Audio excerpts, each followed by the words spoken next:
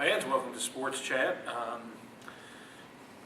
Kind of a bittersweet week here at Sports Chat. As you probably know, Friday night the Cougars football season finally came to an end. We lost 50-18 to a very good Knox West team, and now we're about to shift gears to basketball. I didn't think it would be quite that one-sided, but Campbell County had a bunch of special teams mistakes in the first quarter. And West got 29 points out the gate quickly.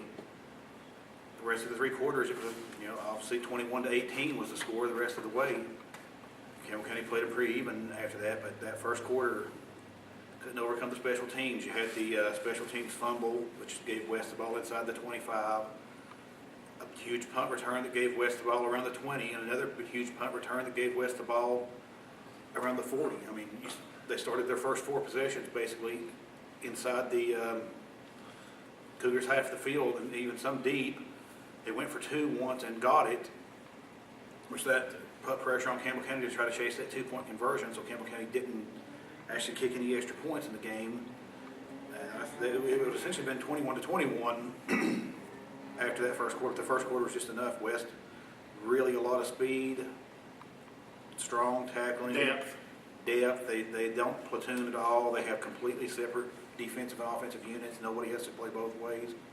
This is West's year. If West doesn't win the state title this year as a program, it may be a long time before they get a shot to win it again. I can't imagine them not. And to me, how good West is shows the weakness in how the playoffs are seeded. That's tough. That's a team that deserves the number one seed. Yeah, that's tough. If your district splits into 6A and 5A like this, you need to have a district champion for 5A and a district champion for 6A, and instead of this stuff where they split. It's not fair to have to compete essentially against Maryville. You need to change the district around. Put Powell in the same district with the other 6A teams. And let West be in 5A with Campbell County. It's not that there's a big geographical difference between Campbell County absolutely not. playing at Carnes and playing at West. Carnes is actually further away than West from Campbell County. And you can structure it that way. That would be much more simple to me. Because I think West may be the only 5A school in that, because Farragut goes to 6A, Bearden goes to 6A, Hardin Valley goes to 6A, Maryville. and Maryville goes to 6A. I think William Blunt stays 5A. I didn't know if they did or not. I know that And most of them Heritage might. But Heritage and William Blunt are almost playoff non-factors. Well, to me, I mean, you could build a district around those teams, though. The districts could be built differently, and that wouldn't happen. You could have just a 5A district and a 6A district. And, West is power. Campbell County is unfair to get a 3 seed, to be honest with you, out of that. The set as a 3 seed, Campbell County was having to play on the road in the second round, and they're 10-1 going into the second round, having to play on the road. Other teams across the state have 3 or 4 losses and are playing the second round, hosting second round games with 3 and 4 losses. That's just a tough draw, but playoffs, you got to beat who you got to beat if you want to play for the state title. We just happen to have to play what looks to be the best team in the state in the second round. I think we've already had our match against the state champ. West may not. They do have a history of losing some games like that. But I'll say this, they are far, far more athletic than any team Campbell County played this year. Probably far more athletic than any team Campbell County I've saw them play since Powell. The Powell team that went undefeated all the way to the state semifinal or state finals game when they lost the state championship. The one that had Mobley, who went to Kentucky, and their quarterback played in college.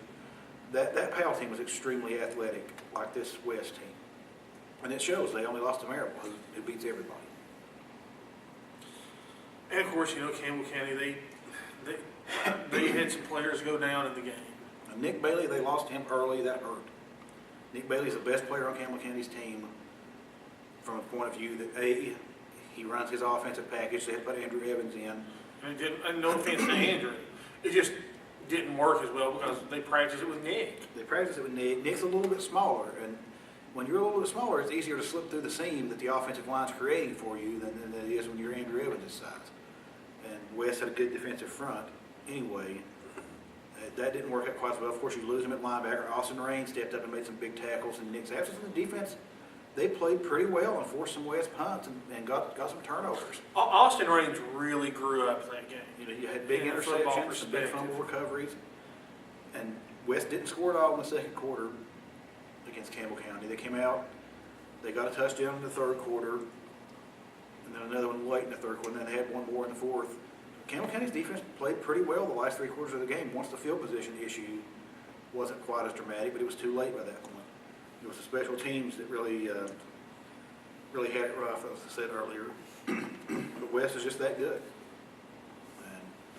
And maybe Anderson County can come up with a game plan to beat them. I don't know. Anderson County's got a big offensive line that helps. Matthew Fox is a good running back, and that helps. Tyler Hicks is running the thread as well. The problem with those guys and with West is that when you go out around the end and you're trying to run around the end on West, they have so much speed that their guys from the secondary come up and they're there. And that was the problem with Campbell County. Campbell County's short passing game that works so well against other teams. West had 2 guys standing there every time the pass got out there. You don't have time like you do for things to develop. I mean, Anderson County's best hope is that they can just run it up the middle all game long with that big line. I mean, it's hard to stop that. And they do have an impressive line. I'll be surprised and particularly impressed with Anderson County if they can break off those big 50 and 60-yard runs that they're known for. A bunch of them, because it's just not there. I mean, Campbell County's passing game, Ethan Jeffers had 300 yards passing, but he had to throw 55 times to get there. Almost double what he normally has to throw to get in that range. And it's just normally Campbell County's receivers have good speed. Joseph Elkins did break an 87-yard touchdown. He did outrun a lot of West's team on that one. And he's back next year, so. But a lot of the routes where Campbell County would run it over the middle and have people open with a 3 or 4 yard cushion. As soon as the ball gets there, there are 2 or 3 West defenders there. They're that fast. Normally, Trey Torres in that situation, he would catch the ball and he would be good for a large game. You know, they have good yards after carry, but there's just nothing there against West after the carry or after the catch. Just nothing. West's defense is extremely fast. So Campbell County had a great season, 10-2, had a ton of records, which records keeper and sports information director Josh Parker is compiling for me right now. I'll have those in a story for you hopefully soon. I've not written the game story yet. I'll probably have it tomorrow on thevolunteertimes.com. Well, maybe the day after. It maybe already be available by the time you see this, actually. But I actually will have a Wednesday morning, have a season retrospect up online. You look, Ethan Jeffers, had the stats today. He finished with 3,324 yards passing, 39 touchdowns, and only 10 interceptions on the year. And that's major college numbers that you get usually in a season like that. I mean, over 3,000 yards passing is very rare, and having basically a 4-to-1 touchdown to interception ratio. In a high volume offense, high volume of passes that Ethan throws, that's exceptional. He's back next year, of course. Going to lose some big guys. Going to lose some captains. All 4 of those captains that you see out there making plays, they're gone. And it's up to the young guys now to step up. Like I said, Austin Raines in particular impressed me Friday night. He grew up before our eyes. He had to step in and fill those very big Nick Bailey shoes. Well, Austin is a good kid. We watched him play at Jacksboro his whole career. He started 3 years. He's good at, he was a fullback at Jacksboro, so He was also a nose guard at Jacksboro. Yeah, don't be surprised if you see that Bailey package next year being ran by Austin Raines. And does Justin and Matt decide to keep that package? He's a second-generation Cougar, of course. His father, the mighty Mudhole, was a stalwart on the Campbell County line back when we were in high school. Oh yeah, now the Mudhole has emerged as a fine replacement. So next year could be the year of Austin Raines to just be that defensive power. I'll tell you what, Paul Cordell has stepped up his defensive game this year too. Paul's a great linebacker, and Paul's a great running back too. He had some decent runs against West. It's hard to outrun anybody on their team, but Paul made some pretty big gainers on the opportunities he got. He didn't get a lot of opportunity to run the ball the entire year, but he caught some passes out of the backfield. He makes people miss, and he's got good speed. The way I look at it next year, Campbell County, I don't know if they're going to have the same record they had this year or not. They have to play Oak Ridge on the road next year. Oak Ridge is going to be tough. Oak Ridge will be better next year. They have to play Clinton on the road. They have to play Clinton on the road. I think Clinton, which will probably be a rivalry Thursday game from what I've been told. I think Clinton has the opportunity to be, as long as they keep their coaching staff intact, to be Maybe not quite what Campbell County did this year as far as terms of improvement, but I wouldn't be surprised to see them come close to that. Of course, no, that's a big if, because Rodney Ellison, he can taste a head coaching job. It's hard to keep coaches of that caliber as a coordinator position. I mean, he was a great head coach, and Clinton made a great hire when they were able to get him as their coordinator. But we'll see whether he stays or not. Of course, another. Powell probably is not going to be down 2 years in a row, especially once they get some players healthy. Anderson County, I expect them to take a step back. They're losing their quarterback. They're losing that giant line. Matthew Fox is back, but without that giant line to run behind, that makes it tougher. Of course, Carnes is probably always going to be Carnes. I expect Carnes. Halls, even if they improve. I'm not sure who Gibbs is losing or not. According to who Gibbs loses or not, they could be a decent team next year. Gibbs just got that hard to stop offense if you don't play discipline. And Campbell County loses some players that it's going to be tough. We get them at home this year, and that made a pretty big difference this year. Well, you don't have to sit in traffic for an hour. Yeah, but we'll see how it works out. Here's another big question, and I'm not saying I have any inside information. I'm not talking to him about it. Frankly, I'm not going to for a few days, but the Knoxville schools are ringing the phone with the Price brothers. Yeah, I don't expect them to leave, especially not this year. I mean, there's a lot of people who say that. A lot of people who say that are people from other schools, they A, wish they had them, and B, don't want Campbell County playing like this. I've been assured that Campbell County is probably willing to do most of whatever it's going to take to keep them here. They seem to be extremely happy here. They do. They're home. This is their home. This is something they built. This is their community. And it's something they made. Nobody else has done this before. They've made something, and they have really a lot of talent. And they've done a remarkable job of actually keeping their coaching staff together. Yeah. They've had one coach, two if you count Coach Gentry, that are not with them anymore compared to what they started with. Of course, Coach Gentry was a retired kicking coach who just came back to help them along. And then there was Coach Dowdis who, he just took a coaching job closer to home. I'll say this. They have put together an excellent staff. I mean, really great coaches. Cody Parker, great head coach on the offensive side of the football, known for. He became a great defensive line coach. He's learned everything you need to learn about coaching. He's doing Cody is actually Cody Seaver, great with the defensive backs. The defensive backs were wonderful this year. Yeah, they were. Josh James, the receiving core. I mean, Joseph Elkins didn't play football before this year. And I'm not sure if Preston Miller didn't either. Preston Miller they told me was a kid they found playing pickup basketball at the rec center. And look at how dynamic they became. Corey Phillips, he was already great and just capped it off with a great senior season, but Josh's influence on him helped the last few years. So it's hard to speak of that. Dan Turner, the offensive line was outstanding this year. Of course, Dan's got a record that speaks for itself.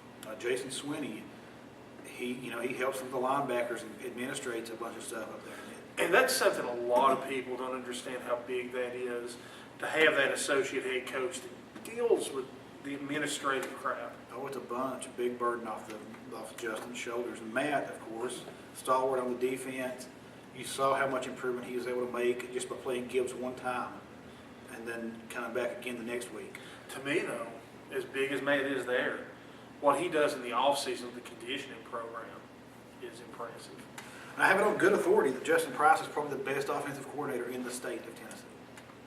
So that's what I've been told. It's hard to believe that Campbell County could have came that far in football. Hard to believe it could improve that much, but it did. I said the record may not be quite as what it was this year, next year. You never know because high school football is so variable as far as what other teams are able to. As you saw Campbell County go from 3-7 to 10-1 or 9-1 basically in the regular season. You never know what a team and one or two players at this level make that big of a difference. I expect Campbell County to be a solid team next year, though. I expect them that they'll probably be able to beat Cumberland Gap up at Cumberland Gap. I expect them to beat Leah Camp at home. And here we'll probably sitting, if the schedule is the same this year, 2-0 with Central on their way into town. Central's another one that, the talent's there, and that's a place you can see Here's Rodney the big thing show about up. Central. It's according to who they hire. If they did hire Rodney Ellison, I would love it for Rodney because, Rodney's a good friend of ours. But, man, I hope he gets a head coaching job somewhere in another district. That would be, Rodney, I hear Seymour is an awesome job. They're putting down field turf this week, buddy. Jason Davis is, the media guru there. It'd be great for you. The Cougars, their football banquet will be soon. Buy a ticket if you can get into it. I'm not sure if it's for family only. I'm not sure. I can't exactly remember. But anyway, great season. Can't say enough about them. I said, as Patrick mentioned earlier, it's on the basketball. And what about Coach Howard? Well, I tell you, we went and saw them play last week against South Doyle. Now they're playing without their starting point guard, and they're a dominating offensive team already. Well, Coach Halsey, I wouldn't take anything from the Jellicoe scrimmage a couple of weeks ago, the Toys for Tots game. The regular season started. They put up 105 against Lenore City. Running, gunning. Coach Halsey's pushing them to go fast. They come out and put 84 up against what appeared to be a very tall, athletic South Doyle Doyle team. team. And Darren Gillenwater is back to form. you got Gillenwater pulling up from 25 feet, draining threes. You get solid inside play, a solid outside play. And I said fast. They're coaching. As soon as the ball comes off the board, as soon as the ball goes through the net, Coach Halsey is yelling at them, get it up court, go, go, go. And they go. And I want to make a challenge to everybody. We had some amazing football crowds. We had some legendary for Campbell County football crowds. Campbell County used to have a packed house, even on Tuesday nights for basketball. You go in there and you're going to get your money's worth. It's, like I say, if you like high-scoring, fast-paced games, Matt has got them running, gunning, scoring. I don't think you'll be disappointed at all in the product you see on the field out there. I also You'll have be to pretty say, happy with it. and probably, again, by the time you see this, it'll probably already be over. But they play Anderson County tomorrow night. Yeah. That, by all rights, at home should be a good game, and that's something I would encourage everyone to go be a part of. I can guarantee you Anderson County will bring a lot of fans up, so Oh, hopefully yeah. Campbell County does too. George Browning, the girls are off to a little bit rougher start. They dropped one pretty big margin at Lenore City, but they played a really close game with South Doyle. And it was 43-43 with, a minute and a half to go, but they had a couple of turnovers, and South Doyle went at 50-43. And even though it only seems like they lost a couple of seniors last year, there's some new faces on that team. Yeah, there's some new faces on it. Most of them are JV players that I know them from Jacksboro and McFarland.